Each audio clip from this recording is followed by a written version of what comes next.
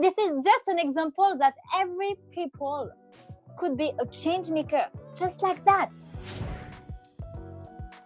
Hi, everybody. Welcome to the Rogue Leadership Channel. My name is Paul Rosenberg, and today we have a great segment in our Innovators and Influencers series where we're going to talk to some people who are transforming and changing our world. So before we get into the discussion today, please subscribe, leave your comments. If there's a topic you want us to cover or somebody you'd like us to talk with, a guest you have in mind, please feel free to do so. And so here we go. I'm so excited today. We have with us an amazing individual. She's an author. And again, I'm having sixth grade French class flashbacks. She's the author of the book Battre, Faire Battre de la Cœur, which means make the world's heart beat. And she's a top-notch journalist, a very high in demand speaker all over the world. And it's just a delight to welcome to this segment, Cyrielle Hariel. Welcome, Cyrielle. Bienvenue. How was my French? Nice to meet you. Your French is great. Faire battre le cœur du monde. Excellent. Now the hard part is over. So let's get started and dive right in. There's a couple of topics I want to cover with you, but the first one is this: what inspired you to write this amazing book? Well, a lot of things, but first of all, when you open my book, you are aware about heart disease, because 5 years ago I discovered that I had a congenital heart disease. Only at 27 years, and I am alive today. And I just want to tell people, especially women, to talk about this first cause of death in the world, heart disease, and it's as well the first cause of death in the world of women. Wow. And so this is a huge issue, you know. And that is why I would like to share with me my own personal experience about this congenital heart disease with women. And then I try to share with my people how I changed my vision in the world to be such as like a committed journalist called impact journalism, because I was saved. Because I was saved because a humanitarian trip in Bangladesh, because in May 2014 I went to Bangladesh for meeting the Rohingya stateless people with the NGO Action Against Hunger, and this is thanks to this humanitarian trip that a doctor discovered a heart murmur. And then I went to a cardiologist, and he told me that I had a congenital heart disease. Wow. And it was just an emergency. That is why when I wake up with this brand new heart, you know, with my prosthesis, it was just like a mission, you know, and I just feel like that I should be a committed journalist, a positive journalist, a green journalist, to put an highlight on people who bring solutions to live in a sustainable world. That is why now, 5 years ago, I met many social entrepreneurs, but also many personalities, committed personalities, such as Arnold Schwarzenegger, Deepak Chopra, Dalai Lama, and Jane Goodall, Sylvia Earle, and many committed people, in order to share with the audience how to be inspired to change the world. Fantastic. Out of a happenstance moment there, you discovered this heart disease, and from that point it changed how you looked at the world. You wrote the book and you wanted to shine a light, and it's actually opened up a bigger world for you as you continue on your mission and on your purpose. So that's exciting. I feel your energy. I'm just grateful, grateful that you're here and doing amazing work. What's been the response of the people to your book? How has Wow. that resonated with everybody? Alors, it depends because my book touched many people who had a heart disease, you know, so they maybe were a bit inspired but this part of my book when I talk about heart disease and how I try to save myself and not to cry and to be resilient and to move forward after this, you know. And then many people, social entrepreneurs, read my book and they inspired to be aware that wow, many people like me put some purpose in their business. They live with they want to make sense in their life in their business. So yes, all around the world. There is a global, movement, especially with Greta Thunberg, when people feel like that we are all part of the same planet and we can do everything daily, you know, such with many little behavior, trying to reduce plastic waste and so on, and to reduce meat and so on. So yeah, I think my book is for people who had a disease and try to be resilient, because we have to be resilient Yep. in this life. And then we uh, we we are all a change maker. We can do anything I love this. in our life. That what you just said is so powerful, Cyrielle, that we're all change makers. We all have that ability to inspire and to do good things every day. And that's just a reflection on you've taken something that would have stopped a lot of people and you've made it into a movement and you've inspired so many. So here's a question for you. And this is, I want you to go back to your childhood. Did you ever think you were going to be a journalist? I mean, was it something that you thought about when you were a kid, or what brought you to this path where you have an amazing space to impact so many lives?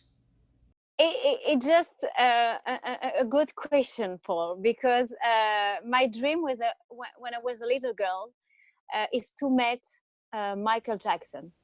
Michael Jackson, the huge star, the huge pop star, but Michael wrote many committed songs.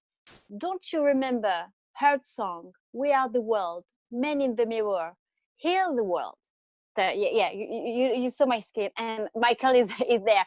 And that is why at 26 years old, watching Men in the Mirror from the album Bad, the year of my birth, I watched this movie, you know, and I was crying because of these terrible images, people suffering from malnutrition and so on. And I say, yes, yeah, Michael is like your hero when you were so young. So now let's try to focus yourself now at 26 in the humanitarian world. That is why I went to Bangladesh. But yeah, when I was a kid, when I was a little girl, I was so jealous of Oprah Winfrey. You know, when she interviewed Michael at Neverland, and I told myself I would like to be this girl. I would like to be this Oprah because I'm jealous. She shared with Michael many moments, many times. That is why when I was a kid, I would like to interview Michael Jackson, and now I interview inspiring people like Michael is for me, a change maker. Absolutely. Whatever. I don't care about people who are trying with the bad buzz about him. But for me, 20 years ago, before the COP21 in Paris, before the Paris Agreement, he wrote a song called Earth Song with Nick Bruns. Okay, and just watch it. Do you remember her song with the deforestation in Amazonia, with indigenous people crying because they loses their land, and so on? And that is why now, yeah, I am inspiring to be an ecologist and try to spread positive news, you know, in Perfect. our society. Great. Thanks for taking us on a journey back to your childhood. I'd like to talk a little bit about something that you are deeply involved in right now, and that's impact journalism. So, for those of us who don't understand what that is, I understand investigative journalism and some of the other forms of it. I really like to dive deeper into what that means and what's happening worldwide with that kind of new focus. Yeah, I work for TV and digital media, and also for radio, national radio in France, and also with my social networks.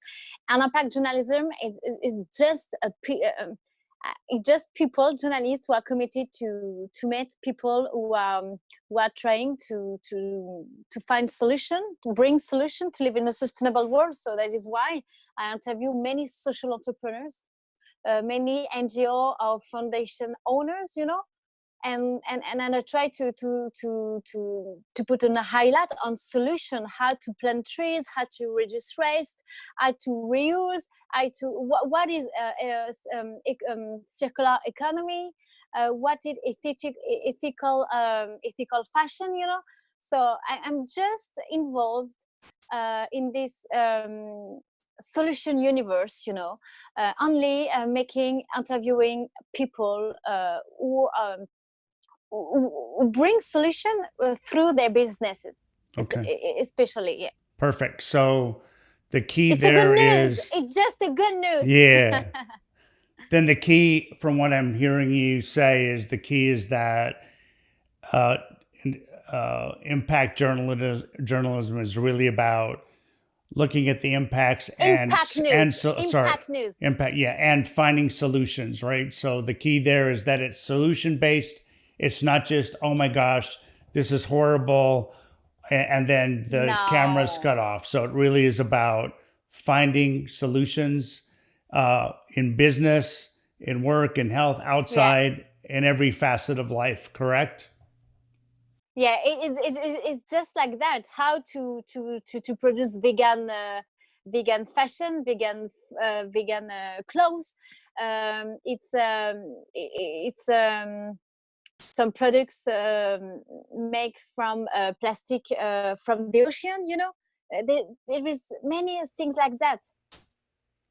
So, a question for you to help the viewers here. Tell us, give us a story of somebody that you've come across your path that we should be aware of, and that's doing amazing work in that area in terms of having that impact. Can you Okay, give so us sorry a for my story? yeah. I'm gonna share with you a story. Sorry for my English. It's not my native language, but I'm trying to share my meeting with Jackie Jackson. So it's in your country. It's a young American boy. He's like, I think now 10 years old, and I met him in Chicago. It was 1 year and a half. And now at 10 years old, he's got his own association and is committed to distribute blessing bags to people who are living in the street. So thanks to the help of the people and the friends of his parents, is giving blessing bags with toothbrush and shave, you know, and soap to people who are living in the street. And now, you know what? In December 2017, he distributed during a year 5,000 blessing bags in Chicago. And you know Wow. what? There is a famous American people who tweet Jackie Jackson on Twitter. Guess who? It was Barack Obama. He met Barack Obama, and Barack Obama tweet, wow, Jackie Jackson, 10 years old boy, distribute 5,000 blessing bag to homeless people in Chicago during a year. One child. Yeah. Amazing. 5,000 blessing bags. wow, and now Forbes magazine talks about Jackie Jackson and so on. And I was the first French journalist interviewing him for my radio station in France. That's amazing. So this is just an example that every people could be a change maker, just like that. Some hours in a week, you can distribute toothbrush, shave, and soap, and a smile to a homeless people. And you can make a difference. You can make a difference. I love it. So inspirational. And again, the message is for everybody. We all can be a change maker. We all can make a difference. So before we go, I'd like to ask you a couple of more questions. Number one is, what next big project are you working on? Like, what's coming up for you in the next couple of months? And then we can wrap it up from there. Wow, I don't know exactly, because it will be for 2020. But I would like to create my own TV show about sustainable companies. Because all the companies now get more and more committed, to reduce their greenhouse emission and so on. They want to plant trees, etc., and so on, to reduce their print foot. That is why now I would like to interview only big boss, CEO, big boss, to try to share with us how they have an impact through their companies when you are a big one, So for now, 5 years, I'm interviewing many startups, social business, and now I would like to interview big CEO, Tesla, and so on, about their commitment to protect the planet. So in the corporate world, you're seeing a lot of movement now. As you look towards 2020, a lot of corporations are looking at sustainability as a part of their business plan, as a normal, not something, hey, aren't we great, but really a normal way of doing business. Is that correct? Yeah, this is it. It's correct. Excellent. I'm excited. So a couple of things. I'm going to ask you a question I ask everybody on this segment, and that is, what advice would you give to someone who wants to be a transformative and effective leader? What advice would you give them? You have to believe in yourself, to be passionate, and to be aware about the many problems all around the world, and try to find solution and never give up, and try to meet inspiring people, such like I'm doing things now 5 years, and it's just amazing, the power of all these people that I met.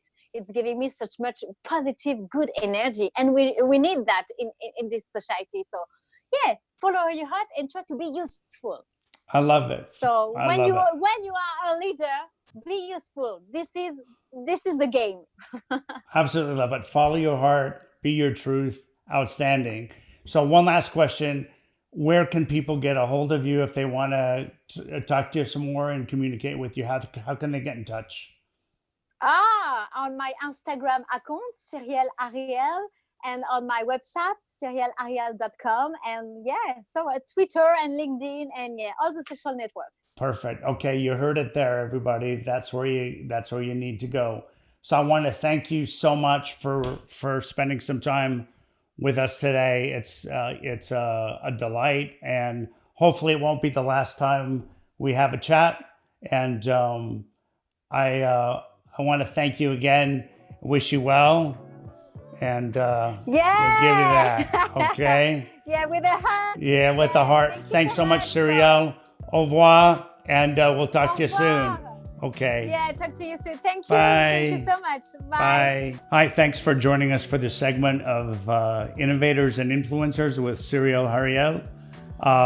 And hope to see you next time. I want to remind everybody, please leave in the comments if you have any ideas for topics you'd like us to cover, or some potential guests you'd like us to have a conversation with. That would be great. And we'll see you next time. Hope you enjoyed it.